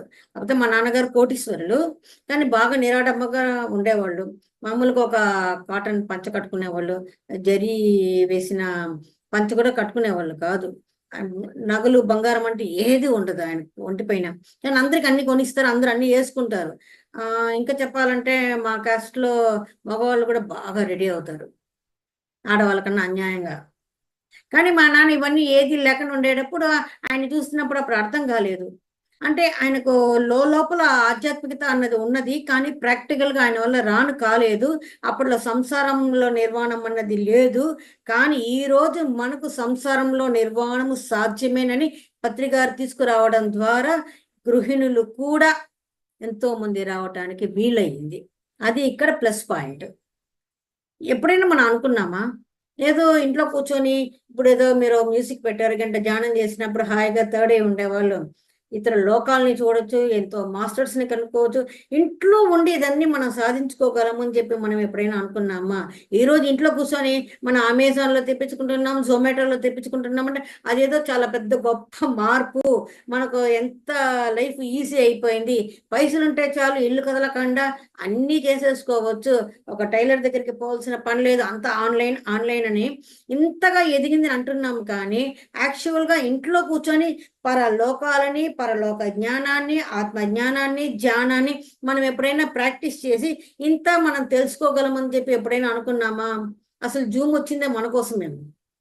జూమ్ని కేవలం ఆఫీసులో మీటింగ్ల కోసం వాటి కోసం పెట్టుకున్నారు, కానీ మనలాగా ఇట్లా పెట్టుకొని గంటలు గంటలు ధ్యానం చేస్తూ క్లాసులు చెప్తూ ప్రపంచంలో ఎక్కడ ఉన్న వాళ్ళైనా సరే హాయిగా వచ్చి దీన్ని వినవచ్చు. అంటే ఈరోజు మనము అమెరికాకే పోయి చెప్పాలని ఏం లేదు, అమెరికా ఉండే వాళ్ళు ఈ జూమ్లోకి వచ్చిన వాళ్ళు కూడా మనం చెప్పినట్టు అయిపోతుంది. అంటే ఇది ఎందుకు చెప్తున్నానంటే, నాకు ధ్యానానికి వచ్చిన తర్వాత ఒక 6 to 7 years బ్యాక్ బాగోలేకుండా పోయింది, అంటే టీబీ వచ్చింది. నాకు అర్థం కాలేదు, జ్ఞానం వస్తే రోగాలు పోతుంది అని అంటారు, పాపము అంతా ధ్యానంలో కడుక్కోవచ్చు అని అంటారు. నేను వచ్చి ఇన్ని సంవత్సరాలు ఇప్పుడు ఈ టీబీ ఏంటి, ఎందుకు వచ్చింది అంటే నాకు జ్ఞానం లేదా? పత్రికారిని వెళ్ళి అడిగాను, ఇదేంటి సార్ మీరు చెప్పిన కొటేషనే కదా, జ్ఞానాగ్ని సర్వ ఇది పోతుందేనని. అంటే ఇప్పుడు నాకు జ్ఞానం లేదని. జ్ఞానం గురించి కాదులే, కొన్ని కర్మలు ఉంటాయి, అది తీర్చుకోవాలి, దానికోసం వచ్చింది అని. మరి ఏం చేయాలి ఇప్పుడు? ఉంటే ఉంటాం, పోతే పోతాం అన్నారు. అయ్యో పోతాం అంటే ఏంటి, నాకు ఇంకా ఉండాలని ఉంది, మీరేదో ధ్యాన జగత్ చేస్తానన్నారు, మరి ధ్యాన జగత్ చేసినప్పుడు మీ పక్కన నిల్చొని ఈ సర్వము జగత్ ధ్యానమయమైన ఈ లోకాన్ని నాకు చూడాలని ఉంది, పైనుంచి చూడొచ్చులే అన్నారు. నాకు బోడే వ్యూ అంతా నచ్చదు, విహంగ వీక్షణ అంతా కాదు, నేను ఇక్కడే ఉండి ఈ భూమి మీద 2 కాళ్ళతో నిలబడి నేను చూడాలి కదా అంటే, అవునా అట్లా ఆశపడుతున్నావా, ఓకే తదాస్తు అన్నారు. ఇంకా ఆ తర్వాత బాగా ధ్యాన సాధన చేసి నేను తగ్గించుకున్నాను. కానీ ఒక దశలో ఇది తగ్గుతుందా లేదా అన్న దీని ఉన్నప్పుడు నాకు బాలకృష్ణ సారు కౌన్సిలింగ్ ఇచ్చారు. ఆయన కౌన్సిలింగ్ ఇచ్చినప్పుడు ఒక్క మాటే చెప్పారు, నీకు తెలిసిన ఆత్మజ్ఞానాన్ని, అందులో ఎస్పెషల్లీ సేతు విజ్ఞానాన్ని తమిళంలో ఈ ప్రపంచానికి అంతా పంచుతానని చెప్పి ఒక్క సంకల్పం తీసుకొని ఈ సంకల్పం నేను బతికిస్తుంది అని. ఏంది అసలు నేనే ఏదో ధ్యానానికి వచ్చిన తర్వాత అట్లా హైదరాబాద్ బెంగళూరు అని వెళ్తున్నాను. నేను ఇంతవరకు నార్త్ ఇండియా కూడా మెట్టింది లేదు. అట్లాంటిది ప్రపంచం అంతా చెప్పమని చెప్పి ఇట్లాంటి సంకల్పం తీసుకోమంటే నేను ఎక్కడికి పోతాను, ఏం చేస్తాను, ఇంత పెద్ద సంకల్పం ఎవడైనా తీసుకుంటాడా అని. కానీ బతకాలన్న ఆశ, ఎంత లోపల భయం ఉన్నా కానీ ఆ సంకల్పంతో నేను సంకల్పం పెట్టుకున్నాను. ఈ సార్లో ఎప్పుడు నెరవేరుతుందో నేను చెప్పుకున్నాను సంకల్పం, ఆ మాస్టర్సే చూసుకుంటానని. ఎప్పుడైతే జూమ్ వచ్చిందో అనిపించింది, అమ్మ నా కోసమే వచ్చింది అబ్బా ఇదేనని. ఎందుకంటే మనం ఇప్పుడు జూమ్లో మన ఇంట్లో కూర్చొని మనం చెప్తే ఈ ప్రపంచానికంతా చెప్పినట్టే. సో ఎక్కడెక్కడ ఒక పక్క టెక్నికల్గా కానివ్వండి, ఇంకొక ప్రాచీన ఆర్ష విజ్ఞానం కానివ్వండి, ఇప్పుడు కొత్తగా ఉన్నటువంటి న్యూ ఏజ్ మాస్టర్స్ కానివ్వండి, అన్నిటి కలబోసి మనకు చక్కగా అందించారు. మనం ఇంకా దేనికి ఏది వెతుకోవాల్సిన పని లేదు. చాలా మంది అంటారు, ఏంటి శ్వాసను గమనిస్తే అన్ని పోతుందంటే, ఎస్ అదే కదా. మనకి ధ్యానానికి వచ్చిన కొత్తలో ఎట్లా ఉంటుందంటే, ఏంటి మన చుట్టూ ఉన్న వాళ్ళంతా ఇట్లా ఉన్నారు, కేవలము ఇంట్లో కూర్చొని మన శ్వాసను మనం గమనిస్తే అసలు డాక్టర్లు అక్కర్లేదు, మందులు అక్కర్లేదు, అసలు ఏ ప్రాబ్లమ్స్ లేవు. మనలో ఎంతటి నమ్మకము, విశ్వాసము. ఒకటే ఒకటి అనిపిస్తుంది, I am very very safe under this universe. ఇంత బలంగా మనకు ఒక విశ్వాసం కలుగుతున్నప్పుడు ఎందుకు వీళ్ళంతా వినటం లేదు, చేయటం లేదు అని ఒక రోజు కోపంగా పత్రికారిని అడిగాను చెన్నైకి వచ్చినప్పుడు, ఏంటి సార్ ఇదంతా అంటే, ఇలా చూసి, ధ్యానానికి రాకముందు నువ్వు కూడా అలాగే కదా ఉన్నావు అని. అవును, ఇప్పుడు నేను ధ్యానానికి వచ్చేసినాను కదా. మరి వాళ్ళు వచ్చినప్పుడు వాళ్ళు తెలుసుకుంటారులే, ధ్యానం చెయ్యండి చెప్పడం వరకే మన వంతు, కానీ రావాల్సిన ఇది వాడికి ఉండాలి కదా. ఈ రోజు నువ్వు ధ్యానం చెప్పినా అది వాడి చిప్పులో పోయి చేరుతుంది. ఈ జన్మ కాకపోతే తర్వాత జన్మలో అయినా వాడు వస్తాడు, అప్పుడు వాడికి ఆ ఫైల్ ఓపెన్ అవుతుంది. చెప్పడం వరకే, ఎవరిని అసహించుకోవద్దు, ఎవరిపైనా కోపం తెచ్చుకోవద్దు. ధ్యానానికి రాకముందు మనం కూడా ఇలాగే ఉన్నాము. మనకి ఈ రోజు ధ్యానానికి వచ్చాము, ధ్యానం మనకు బాగా వంట పట్టింది, మనం అన్ని తెలుసుకున్నాము. తెలిపించడం వరకే నీ బాధ్యత తప్ప వాళ్ళు రాలేదు అన్న కంప్లైంట్ మాత్రం పెట్టబాకు అన్నారు. అంటే దాంతోపాటు ఇంకొక విషయం కూడా చెప్పారు, వీళ్ళందరూ రావాలి అని నువ్వు అనుకోక, వాళ్ళందరూ రావాలని అనుకున్నావు అనుకోండి, వాళ్ళందరూ వచ్చేదాకా ఇక్కడ మనకు ముక్తి మోక్షం రాదు. ఎందుకంటే నువ్వు బాండింగ్ అయిపోయి వాళ్ళందరూ రావాలని కోరుకున్నావు కదా, వాళ్ళు ఎప్పుడు వస్తారో ఏమో, అంతవరకు నీకు కూడా లేదు. అంతే కదా. అంటే ఇప్పుడు సిద్ధి సాయిబాబా అన్నీ మనకు నేర్పించారు, శ్రద్ధ అన్నారు, సబూరి అని అన్ని అన్నారు, కానీ చివరగా ఒక్క మాట ఇచ్చారు, సాయి అంటే ఓయి వస్తాను అని అన్నారు. అంతే పడుకున్నారు మన వాళ్ళు, శ్రద్ధ సబూరి అంతా గాలికి వదిలేసి ఎంతసేపు సాయి సాయి అంటూ ఆయన ప్రాణాలు తోడేస్తున్నాడు. ఆయన చెప్పిన జ్ఞానాన్ని ఆయన బాధపడుతున్నాడు, నేను ఎంతో జ్ఞానాన్ని ఇచ్చినాను, ఆ జ్ఞానాన్ని తీసుకోవడానికి ఎవరు రావటం లేదు, కానీ నేను ఒక మాట ఇచ్చాను కదా అని చెప్పి ఆ మాటకు నన్ను ఓ ఎబ్బ పిలిచి దొబ్బేస్తున్నారు అని చెప్పి. అది నిజం. అటువంటి బలహీనతలు ఏది ఇక్కడ పత్రికారు పెట్టలేదు. చాలా చాలా గొప్ప విషయం. రెండోది నాకు ఇక్కడ బాగా నచ్చింది ఏంటంటే, పూర్తి స్వేచ్ఛ స్వతంత్రత ఇస్తారు. రెండోది స్త్రీలకు అంత గౌరవం ఉంటుంది. ఆడవాళ్ళు వీళ్ళేం చేస్తారు, వీళ్ళు అసలు హౌస్ వైఫ్, వీళ్ళకేం వల్లవుతుంది అని కాకుండా, స్త్రీ అయినా కానీ పురుషుడైనా కానీ ఇద్దరికి ఒకే రకమైనటువంటి రిసెప్షన్ అన్నది మనకు ఉంటుంది. ప్రతి ఒక్కరు ఏ ప్రజ్ఞ ఉందో దాన్ని ఇస్తారు. నేను కూడా ఇక్కడికి వచ్చిన తర్వాత మొదట్లో ఒక ఆర్గనైజర్ అయ్యాను. ఆ వాలంటీర్గా ఉండేటప్పుడు ఎన్నో పొరపాట్లు జరుగుతుంది, ఎందుకంటే మనకు తెలియదు. వెంటనే పత్రికారి దగ్గరికి వెళ్ళి ఏం తప్పపోతే, నేర్చుకున్నావా, నేర్చుకున్నాను సార్, ఇక్కడ ఈ పొరపాటు జరిగింది తెలియలేదు అంటే, తెలుసుకున్నావు కదా, ఇక్కడ ఎవరికి సారి చెప్పాల్సిన పని లేదు. మనము అన్ని కూడా ట్రయల్ అండ్ ఎర్రర్ బేసిస్లోనే ఈ లైఫ్ అన్నది ఉంటుంది. తెలుసుకున్నావు, ఇంకోసారి అది జరగకుండా జాగ్రత్త పడు, అంతే. ఎప్పుడు కూడా సారి చెప్పనివ్వరు. నేర్చుకున్నావా, ఓకే, నేర్చుకోవడం కోసమే ఉన్నాం. ఎప్పుడు కూడా ఈ ఆత్మ యొక్క గ్రాఫ్ ఇట్లా పైకే ఉంటుంది, కానీ చస్తే అది కిందికి పోదు. ఇది మనసుకు ఎంతట ఊరటనిస్తుందో. ఉంటే ఫ్లాట్గా ఉంటుంది, లేదా పైకి పోతుంది. ఇక్కడ నువ్వు ఒక్క మార్కు తెచ్చుకున్న పైన నీకు పూలదండలు వేస్తావు. ఒక మార్కుకేనంట, ఇక్కడ ఒక మార్కు తెచ్చుకోవడం అంత కష్టం. మీ పిల్లల్ని 100కు 100 తెచ్చుకోమని ప్రాణాలు చేసేటటువంటిది కాదు ఇది. ఒక్క మార్కు తెచ్చుకున్నా కష్టమే, పైగా పూల దండలే వేస్తారు, అంత కష్టము.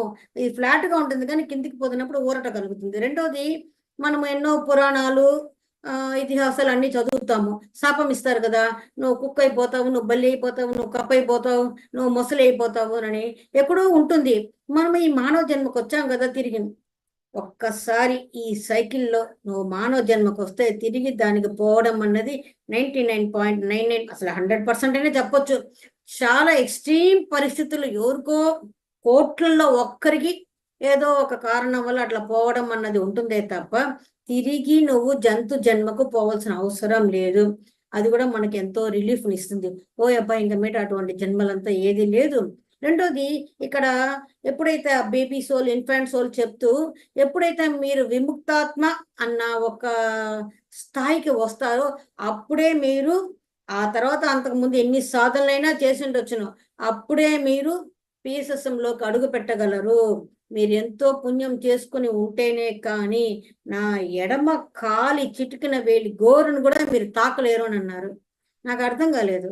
ఊరందరికి పిలిచి పిలిచి పిలిచి షేక్ హ్యాండ్లు ఇచ్చుకుంటూ మీరు ఇంతగా ఒళ్ళు నొప్పులు వచ్చినా అంత బాధలు పడుతూ మసాజులైనా చేర్చుకుంటారు. అటువంటిది ఎంతో పుణ్యం చేస్తేనే కానీ చిటికిన వేలి గోరు కూడా తాకలేమంటున్నారు. అప్పుడు ఈ షేక్ హ్యాండ్ తీసుకున్న వాళ్ళందరూ పుణ్యం చేసుకున్న వాళ్ళేనా అని అనిపించేది. మేబీ అయిండొచ్చు. ఆయన ఎన్ని రకాలుగా ఆయన శక్తిని ఇవ్వచ్చో ఇచ్చారు. షేక్ హ్యాండ్లు ఇచ్చారు, దగ్గరికి తీసుకున్నారు. మనం కొంత దూరంలో ఉన్నవాడు అందరి దగ్గరికి రండి అని చెప్పి నీట్గా అరేంజ్ చేసి ఉంటాం చైర్లు అవి. అందరి దగ్గరికి రండి అంటే బిలబిల బిలబిలబిలమంటూ వెళ్ళి ఆయన బాగా దగ్గరగా కూర్చునేస్తారు. దీనికైనా మనం ఇంత అరేంజ్ చేసి అనుకుంటాము. కానీ ఎంత దగ్గరగా అంటే ఆయన ఆరాకు ఎంత దగ్గరగా అంటే అంత మార్పులు మనలో సంభవిస్తుంది కాబట్టి అన్నిటిని ఆయన ఇచ్చారు. చివరికి ఆడవాళ్ళు మనమే వంట చేయడానికి ఎస్టేట్ చేస్తాం. అబ్బా ఇంట్లో ఉండ ఒక్క నలుగురికి చేయటానికే కష్టం, కానీ ఆయన ఉంటే ఆ ఇంట్లో ఖచ్చితంగా 40 మంది తక్కువ లేకుండా ఉంటారు. అంతమందికి ఆయన వంట చేసి పెట్టేవాళ్ళు. ఎంత ఊరు నుంచి అప్పుడే వచ్చింటారు, వెంటనే వంటింట్లోకి వెళ్తారు. ఆయన ఉద్దేశం ఏంటంటే తాను ఎంత బాధపడినా, అంటే బాధ లేదు, ఎంత శరీర కష్టమైన పడడానికి నిశ్చయించుకుంటారే తప్ప ఆ వంట చేయడం ద్వారా ఆయన యొక్క ఎనర్జీ మనకందరికి పోతే అది ఇంకా కడుపు లోపలికి డైరెక్ట్గా పోతుంది, అది వర్క్ చేస్తుంది. అందుకోసం అని చెప్పి ఆయన వంట చేసి తన ఎనర్జీని ఎన్ని రకాలుగా ఇవ్వగలనో ఎనర్జీ ఇచ్చారు, స్వేచ్ఛ ఇచ్చారు, జ్ఞానాన్ని ఇచ్చారు, మనల్ని ముందుకు నడిపించారు. నిజంగా ఆయన ఉండేంత వరకు అంత గొప్పగా అనిపించలేదు, కానీ ఆయన వెళ్ళిన తర్వాత ఇంకొక 2 ఫోటోలు తీసుకుంటే బాగుండేది. సార్ తోటి ఫోటోలు మనకి జ్ఞాపకాలే లేకుండా పోయింది. ఉన్నప్పుడు ఏం ఫోటోలు ఏం ఎగబడతారు సార్ తోటి ఫోటోలు ఆ పిక్చర్ వీళ్ళకు అంటే 2095 వరకు ఉంటారన్నారు కదా, ఇంకా ఎంతో సమయం ఉంది, ఎన్నైనా తీసుకోవచ్చులే అని చెప్పి.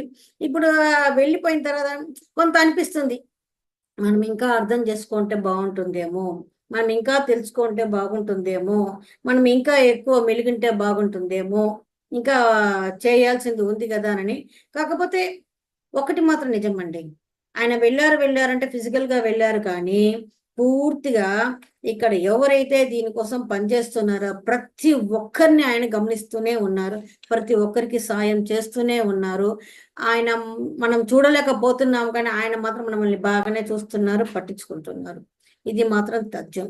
సో ప్రతి ఒక్కరూ ఈ జ్ఞానానికి రావడం ద్వారా మాత్రమే ఈ ఈసియెస్ట్ జ్ఞానం, ఈసియెస్ట్ మెథడ్. ఇక్కడ మనకు కొన్ని సమాజం పట్ల కొన్ని భయాలు ఉంటాయి, అవన్నీ పక్కకు పెట్టేసి ఏదో చెప్తారే ఒంటరిగా వచ్చావు ఒంటరిగా పోయావు, ఇక్కడ ఉండటానికి మనకు ఒక కుటుంబం అన్నది ఉంది, ఒక సమాజం అన్నది ఉంది. దానికోసం మనం ఉంటే మనకు ఎప్పటికీ ఇక్కడి నుంచి ఈ రిలీజింగ్ అన్నది ఏమాత్రం ఉండదు. ఉంటాం, ఎంతవరకు ఉంటామో అంతవరకు, అంతేకాని నేను లేకపోతే ఎట్లా ఈ కుటుంబం అన్న ఆ తిక్క వేషాలన్నీ పోతుంది. రెండోది సమాజానికి భయపడడం అన్నది పోతుంది. నాకు ఒకటే అనిపిస్తుంది, నేను ఎంతనో బాధపడ్డాను ఒక 10 సంవత్సరాలు. నిద్ర పోయినా నిద్ర లేచినా అసలు పడుకునేటప్పుడు నా శరీరం ఆ బెడ్ మీద పడేది కాదు, ఇట టెన్షన్ తోటి ఇట విల్లులా ఉండేది. మెల్లగా కామ్ డౌన్ అని చెప్తే నేను బెడ్ మీద నా శరీరం పడడానికి 10 నిమిషాలు అవుతుంది, పడుకున్నా కానీ ఇట్లా ఉండేది విల్లులాగా. ఆ టెన్షన్ తోటి. నాకు ఇంత బాధలు ఉండేటప్పుడు, భయాలు ఉన్నప్పుడు, నేను ఇంత కొట్టుకుపోతున్నప్పుడు ఈ సమాజం నాకు ఎవరు తోడు రాలేదు. ఈరోజు నేను ధ్యానం చేసుకుని నేను హాయిగా సుఖంగా అన్నీ తెలుసుకుని నేను బాగుండేటప్పుడు నన్ను వచ్చి ఏమి ఇట్లా ఉంటావు అని అడుగుతారా? ఎవడది అడిగేది? ఆ పోరావా, అసలు ఈ సమాజానికి భయపడవలసిన పని లేదు. రెండోది, సమాజం వచ్చి మనకి ఏదో చెప్పేంతగా మనమేం చెడ్డ పనులు చేయటం లేదు. వాళ్ళకు తెలియదు, వాళ్ళ అజ్ఞానంలో ఉంటున్నారు. నువ్వే దేవుడు అంటే వాళ్ళకి ఆ మాట వినడానికి కూడా ఒక ఉలికిపాటును తెప్పిస్తుంది. నేను దేవుడు ఏంటినని. కానీ నిజానికి మనం అదే. అంతా ఈ భగవంతుడి సృష్టి అయినప్పుడు ఆ భగవంతుడి బిడ్డలు మనము, భగవంతుడి బిడ్డ భగవంతుడు కాకుండా రాక్షసుడు అవుతాడా? ఏమైనా మనిషి అవుతాడా? కాకపోతే దైవం మనిషి రూపేణ అన్నారు, అది మనల్నే చెప్పారు. మనం మనిషి రూపంలో ఉండే దేవుళ్ళమే. కానీ ఎప్పుడైతే మనం దేవుడు అన్నది గుర్తిస్తామో అప్పుడు దానికి తగినటువంటి వైబ్రేషన్ ఎనర్జీస్ మనకు వస్తుంది. అప్పుడే మన నడవడికలో ప్రవర్తనలో మార్పులు అనేది వస్తుంది. ఎదునోడు టక్కన చేయకపోతే దేవుడైతే చేస్తాడా? చేయడు కదా. పత్రికారు అయితే ఇలా చేస్తారా? చేయరు కదా. వెంటనే అది గుర్తుకొచ్చినప్పుడు మనము ఇదే న్యాయం ధర్మంలో మనం ఉండటానికి ఆ మాట కానివ్వండి, పత్రికారి ప్రవర్తన కానివ్వండి, మనకు సదా ఒక ఎరుకను కలిగిస్తుంది. ఎప్పుడైతే మనము దాన్ని అంగీకరిస్తామో మన చుట్టూ ఉన్నటువంటి ఆ వైబ్రేషన్ పూర్తిగా మారిపోతుంది. ఎనర్జీ సిస్టమ్ మారిపోతుంది. మనకు ఒక మనసులో ఒక నమ్మకం, ఒక ప్రోద్బలం వస్తుంది. ఓకే, ఈ జన్మను ఆఖరి జన్మ చేసుకోవచ్చు అని. ఎక్కడో ఉంటుంది అపనమ్మకం అంతకు ముందు. ఈ ఒక్క జన్మలో అన్ని ఎట్లా తీర్చేసుకోగలం. అదే వాళ్ళు ఒక అవకాశం ఇచ్చారు కదా, ఈసారి అంతా మాఫీ చేస్తామని చేసేసుకుంటే బోలా ఏం పోయింది అని మన లోపల ఒక ధైర్యం అన్నది వస్తుంది, నమ్మకం, విశ్వాసం అన్నది వస్తుంది. ఇదంతా కలగలిసినప్పుడు మన జీవితం అనేది పూర్తిగా టోటల్గా మారిపోతుంది. మనలో ఎంతో మార్పులు అన్నది కలుగుతుంది. మై డియర్ మాస్టర్స్, నాకు థర్డ్ డే అనుభవాలంటే ఏది లేదు. ఒకసారి వెళ్ళి పత్రికారు అడిగాను, ఏంటి లేదు మీరు ధ్యానం చేసి ఇదంతా వస్తుందంటే, అప్పుడు నేను ధ్యాని కాదా అంటే, అదంతా గత జన్మలో అయిపోయింది, ఇదంతా మనకెందుకు అన్నారు. దాన్ని వద్దనుకున్న వాళ్ళు కూడా ఎవరైనా ఉంటారా సార్ అని ఒక్క మాట చెప్పారు.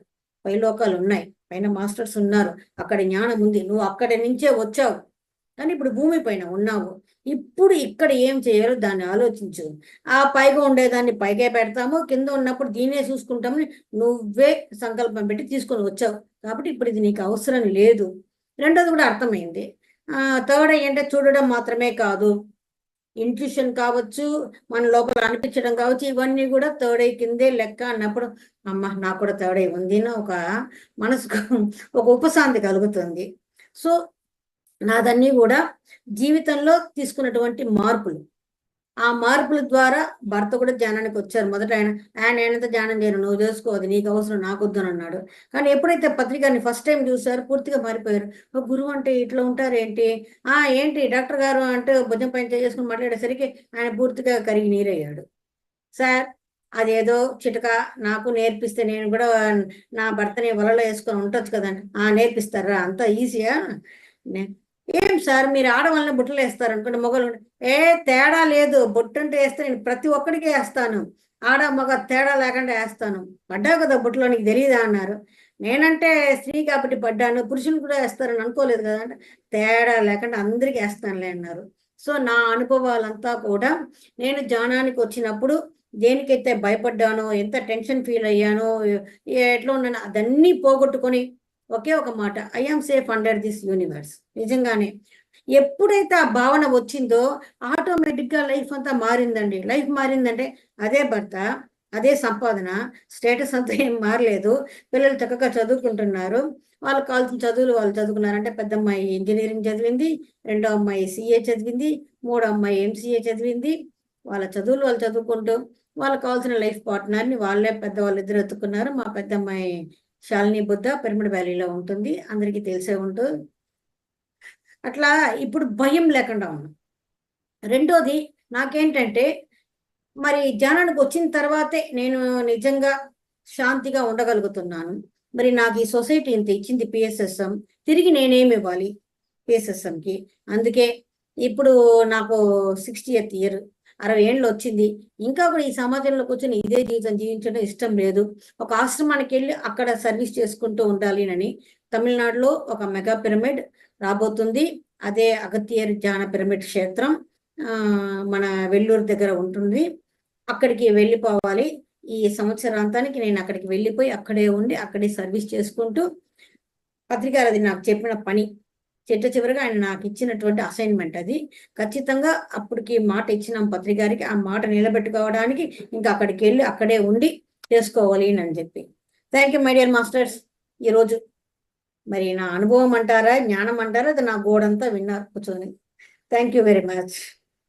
థ్యాంక్ యూ సో మచ్ అండి. చాలా చక్కగా సరదాగా చెప్పినట్లు చెప్పి మీరు మీ అనుభవాన్ని, ఆ అనుభవ జ్ఞానాన్ని షేర్ చేసుకున్నారు. ప్రతి ఒక్కళ్ళకి ఆ హ్యాపీనెస్ కనిపిస్తుంది, ఆ మెసేజ్ లో పెట్టారు. ఏదైనా మనం ఆనందంగా జీవించడానికే కదండి వచ్చాము. దాన్ని మీరు చక్కగా మీ అనుభవాన్ని సరదాగా పంచుకున్నాను అన్నప్పటికీ ఆ అనుభవ జ్ఞానం అన్నది తప్పనిసరి. ఒక డాక్టర్ గారి వైఫే కదా ఏమి ఆవిడకి అనుకుంటారు సహజంగా. అక్కడ ఉండే ఆడపిల్లలు, డాక్టర్ గారి భార్య అయినా ఎవరైనా ఏదైనా ఒక తల్లి మనసు ఎలా ఉంటుంది. ఇంకా పత్రి గారి దగ్గరికి వెళ్ళిన తర్వాత ఆ జ్ఞానం అయితే ఇంకా చెప్పలేము. సహజంగా అందరికీ ఉండేవే మీరు మీ రూపంలో చెప్పారు. థ్యాంక్ యూ అండి. ఇంత ఇంత చక్కనైన అనుభవ జ్ఞానాన్ని మీరు పంచుకున్నందుకు మీకు మరొకసారి హృదయపూర్వక ధన్యవాదాలు. మనందరికీ ఈ అవకాశం కల్పించినటువంటి మనందరి గురువు జగద్గురువు బ్రహ్మర్షి పితామహ పత్రిజీకి ఎన్ని కృతజ్ఞతలు చెప్పుకున్నా మనం తక్కువే.